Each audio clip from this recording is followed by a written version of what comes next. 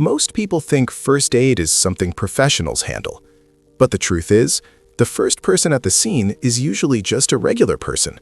Someone like you. I've always been interested in medical stuff. A while back, I took a certified first aid course. Great training, great experience. But when real-life situations came up, I froze. I hesitated. And every time I walked away regretting it. So instead of pretending I've got it all figured out, I decided to do something more honest. Break down first aid in a way anyone can understand. First aid isn't about diagnosing people. It's not about being a doctor.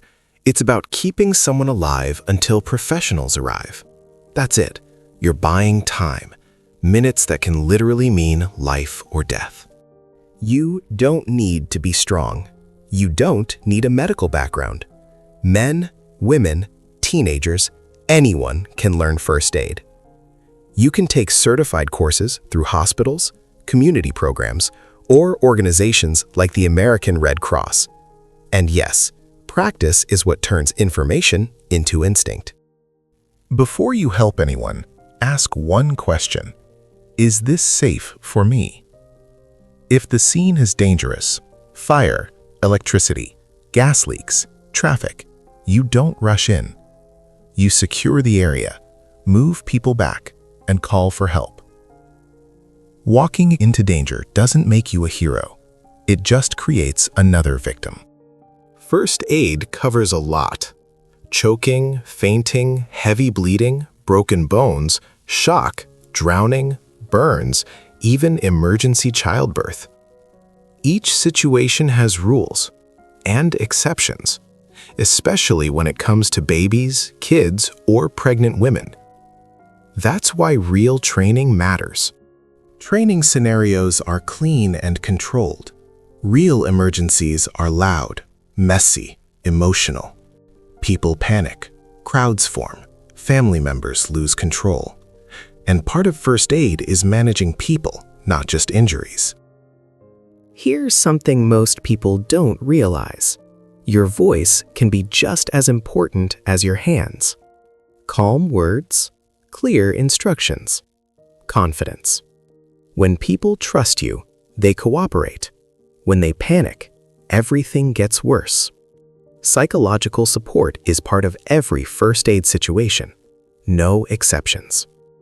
Calling 911 isn't just dialing a number. You need to clearly give your name and phone number, the exact location, how many people are injured, what kind of injuries you see, and what you've already done. And stay on the line until the dispatcher tells you to hang up. False emergency calls aren't a joke. Every ambulance sent to a fake call is one not going to someone who's actually bleeding out. That delay can cost a life. This isn't harmless, it's deadly. Quick scenario. A factory worker notices a damaged electrical cable near water. No one fixes it. One day, a worker grabs it, gets electrocuted, and collapses. People rush in. The cable hits the wet floor. 3 more workers go down. Now answer this. What mistakes were made?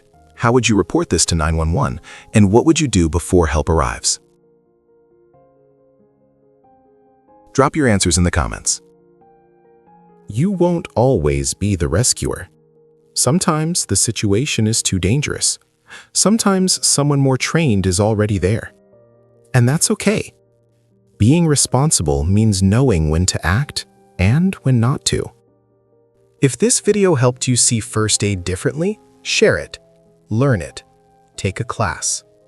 Because one day, the person on the ground might be a stranger or someone you love. And in that moment, knowledge matters.